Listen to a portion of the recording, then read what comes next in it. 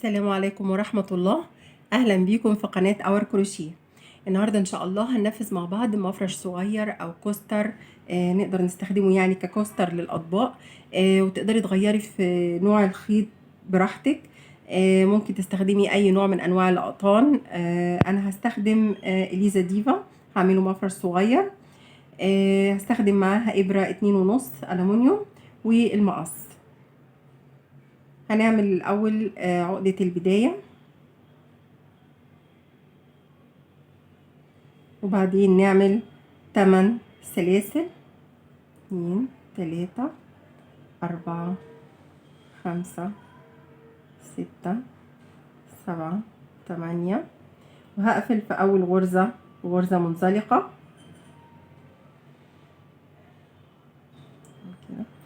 وبعدين هرتفع 3 سلاسل، وهعتبر ال3 سلاسل دول أول عمود، وبعدين هلف الخيط على الإبرة وهدخل جوه الحلقة اللي اتكونت ديت، وهعمل مجموعة أعمدة. هعمل 15 عمود علشان يكونوا لي 16 عمود بسلاسل الارتفاع.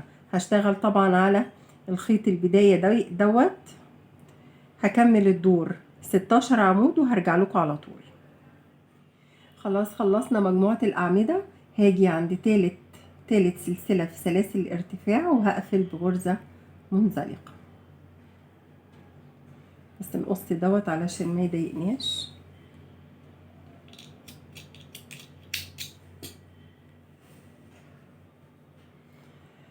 الدور التاني بقى هنعمل ايه؟ هرتفع 3 سلاسل وبرضو هنعتبرهم اول عمود، وهاجي في العمود اللي بعدها وهعمل عمود تاني، تمام؟ وبعدين هعمل سلسلتين، وبعدين العمودين اللي بعد كده كل عمود هعمل فيه عمود، وبعدين اعمل سلسلتين، وهستمر على كده طول الدور، بحيث انه 16 عمود هعمل منهم 8 مجاميع، كل مجموعة مكونة من 2 عمود وبيفصل ما بينهم سلسلتين. هخلص الدور وهرجع لكم على طول. خلاص انا خلصت الدور التاني، واخر عمودين عملتهم. هعمل بقى بعد كده هو 2 سلسلة، وهقفل بمنزلقة في تالت عمود اهو. هعمل ايه بقى الدور دوت؟ هعمل تزايد في كل الاعمده، يعني العمود الاولاني دوت اللي هو ال3 سلاسل هرتفع اهو 3 سلاسل وهعتبرهم عمود، وفي نفس المكان هعمل عمود تاني كاني عملت تزايد في العمود الاول، وبعدين هاجي في العمود التاني وهعمل برضو فيه تزايد، هعمل فيه عمودين،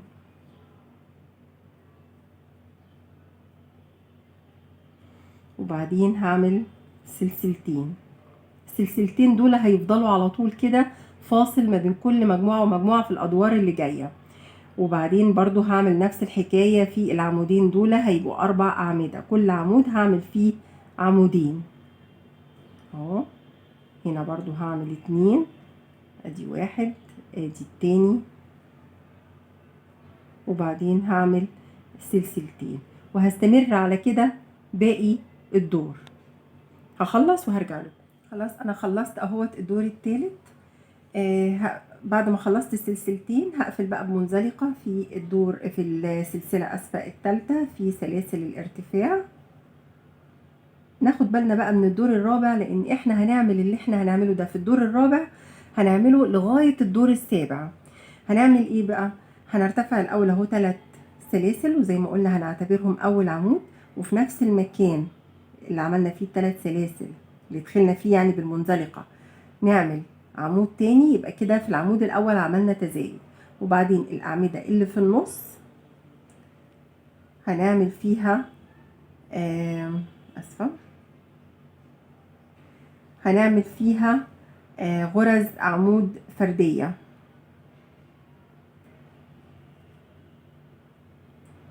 ضروري قوي مثلا كل دور لازم نعد ونعرف كل مجموعة فيها كام عمود. خلاص نيجي بقى للعمود الاخير هنعمل فيه تزايد 1 2. خلاص هنعمل برضو سلسلتين، السلسلتين دول هيفضلوا كده فاصل لغاية الدور السابع. وبعدين نيجي المجموعة اللي بعد كده اول غرزة عمود هنعمل فيها تزايد، ادي 1 2. وبعدين العمودين اللي في النص هنعمل فيهم أعمدة فردية. وبعدين العمود الأخير هنعمل فيه تزايد، وزي ما قلنا بعد كده هنعمل سلسلتين. يبقى هنمشي ازاي بقى؟ كل دور هنفضل نرتفع كده هو بالأدوار لغاية الدور السابع. نعمل أول غرزة في المجموعة. احنا دلوقتي بقى عندنا 8 مجاميع، كل مجموعة هنعمل ايه؟ هنعمل تزايد في أول عمود وتزايد في آخر عمود، والأعمدة اللي في النص هنسيبها زي ما هي فردية، وفاصل ما بين كل مجموعة ومجموعة سلسلتين. وهنستمر كده لغاية لما يوصل معانا عدد المجاميع دي، يعني هنا كانوا 2 هنا بقوا 4 هنا بقوا 6. هنفضل على الحال ده لغاية لما الاقي عندي المجموعة بقى فيها 12 عمود. أول لما أوصل ل 12 عمود أو للدور السابع هنبتدي بقى نعمل شكل غرز جديد. هخلص الجزئية ديت وهرجع لكم على طول. خلاص اهو انا خلصت ال7 ادوار، ووصل معايا كل مجموعة اعمدة ال 12 عمود. هنعمل السلسلتين وبعدين نعمل هنقفل بمنزلقة في ثالث سلسلة في سلاسل الارتفاع.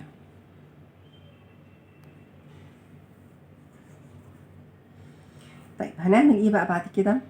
بعد كده هنبتدي نتناقص في المجموعات ديت، وهنتناقص الاول في اول عمود، فهننتقل للعمود اللي بعد كده هو بغرزة منزلقة. العمود التاني هندخل بغرزة منزلقة. يبقى احنا كده عملنا غرزتين منزلقتين ورا بعض، بس كانت الاولانية بهدف ان انا اقفل الدور، والتانية كانت بهدف ان انا انتقل للعمود رقم 2 هبدأ شغل منه. وهرتفع 3 سلاسل من العمود التاني، وده يبقى اول عمود في المجموعة الجديدة، وهبتدي اعمل عمود في كل عمود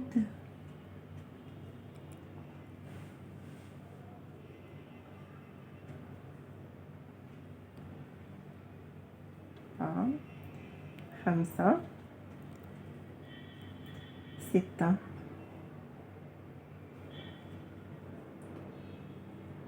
7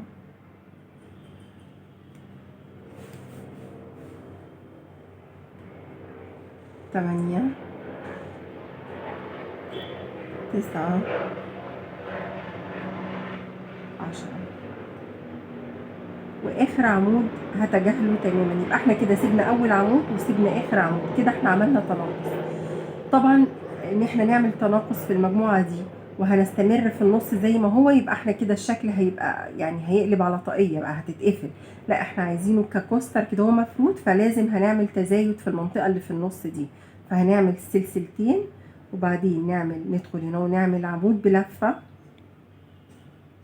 وبعدين سلسلتين تانيين، وبعدين هنعمل ايه بقى في المجموعة زي ما عملنا هنا. هو اول عمود هنسيبه وندخل في تاني عمود ونعمل عمود بلفة، وبعدين كل عمود هنعمل فيه عمود لغاية العمود اللي قبل الاخير، ونسيب العمود الاخير مش هندخل فيه وهنتجاهله. يبقى احنا كل مجموعة هنسيب العمود الاول والعمود التاني، وفي النص هنعمل سلسلتين عمود سلسلتين. هنخلص الدور وهرجع لكم. انا بدأت الدور الجديد بنفس الطريقة اللي بدأت الدور اللي قبلها، اللي هي بطريقة التناقص، ان احنا بنقفل بمنزلقة وبعدين بناخد منزلقة تانية ونبدأ من العمود رقم 2، وبنفضل ماشيين في الأعمدة. المفروض ان احنا بنتجاهل العمود الاول والعمود الاخير، بنعمل تناقص في منطقة الأعمدة. فالدور اللي فات المفروض ان هما كانوا قبل كده 12 عمود لما وقفنا في الدور السابع، في الدور الثامن بقوا 10، والدور دوت هيبقوا 8. طيب هنعمل ايه بقى بعد كده؟ انا عملت اهو 8 اعمده، 3 سلاسل ارتفاع طبعناهم عمود، وبعد كده كل عمود عملت فيه عمود، واخر عمود سيبناه فبقوا مجموعهم 8. هنعمل سلسلتين، وبعدين العمود اللي كنا عملناه قبل كده هو هنعمل فيه عمود،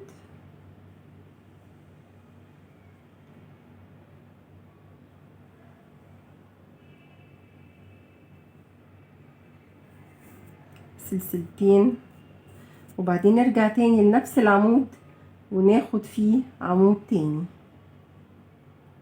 ونعمل سلسلتين، وبعدين زي ما عملنا في المجموعة اللي فاتت هنتجاهل العمود الاول، هنسيبه وهندخل في العمود رقم 2 وهنعمل فوق كل عمود عمود ونسيب العمود الاخير، وهنعمل الشكل ده في المنطقة اللي في النص ديت، سلسلتين عمود سلسلتين عمود تاني في نفس المكان وبعدين سلسلتين. خلص الدور بالطريقة ديت وهرجع لكم. انا بدأت خلاص الدور العاشر بنفس الطريقة، وعملنا التناقص في البداية وفي النهاية. انتقلت بغرزة المنزلقة التانية وبدأت في العمود التاني وعملت، اصبحت المجموعة معانا 6 أعمدة فقط. طيب هنعمل ايه بقى في الجزء اللي في النص؟ هو دوت اللي بيبقى مختلف كل دور عن التاني. هنعمل 2 سلسلة وبعدين هنيجي في المكان اللي احنا الحلقة اللي كوناها او الصدفة اللي احنا كوناها دي وهنعمل فيها 10 أعمدة. 1 2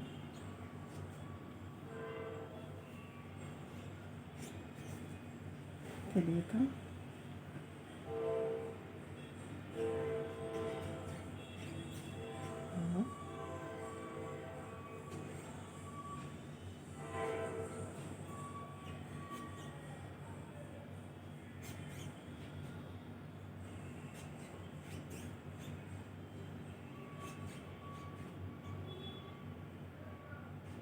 8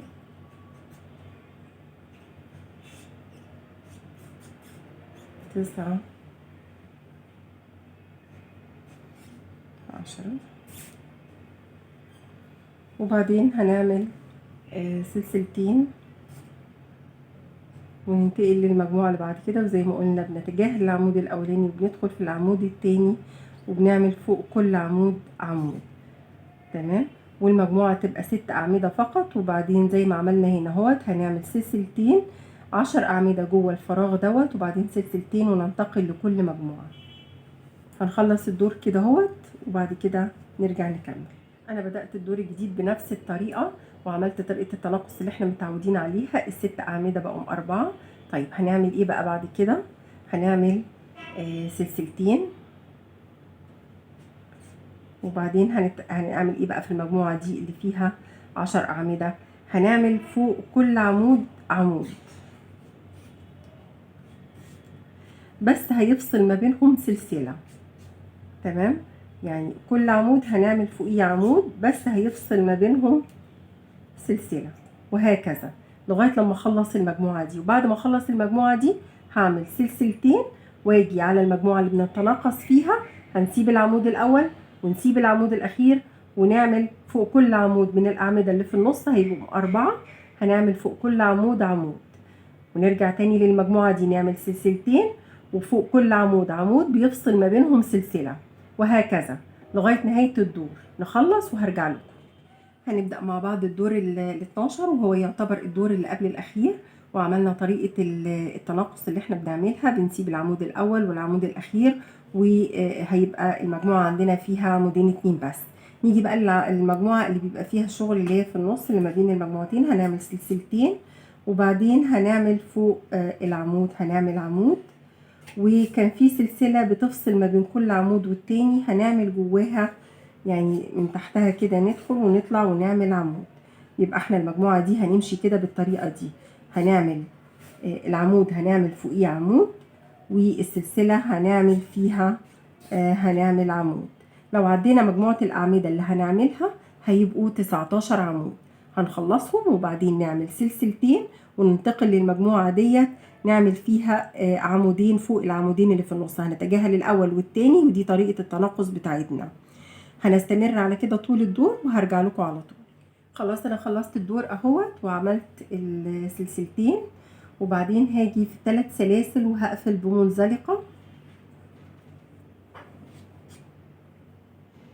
وهنتقل للعمود التاني وهعمل منزلقة تانية وبدون اي فواصل ولا سلاسل ولا اي حاجة خالص. هاخد الف العمود كده وادخل في اول عمود واعمل عمود بلفة وبعدين سلسلة وبعدين عمود بلفة، وهكذا كل عمود هعمل عليه عمود بس هيبقى فيه فاصل سلسلة. تمام. وبعدين لما اوصل للعمود الاخير بدون اي فواصل ومن غير ما اخد اي سلاسل ولا اي حاجة، هروح للعمود التاني اعمل غرزة منزلقة، وبعدين انتقل على طول بدون اي فواصل للعمود الاول، اعمل عمود سلسلة عمود سلسلة، كل عمود هعمل فيه عمود كده. الدور الاخير يكون خلص. هخلص المفرش وهرجع لكم على طول. انا كملت الدور لاخره، وبعد كده في الاخر خالص اخدت غرزة منزلقة وعملت غرزة تثبيت. المفروض ان انا هداري الخيط دوت، انا قطعته على مسافة علشان التأمين يعني. وبعد كده بقى في الخلفي نوت هبقى اداريه بإبرة التنظيف. هو كده المفرش خلص ان شاء الله. لو كان عجبكم الفيديو يا ريت ما تنسوش تعملوا لايك، واللي مش مشترك في القناة يا ريت يشترك، وشكرا.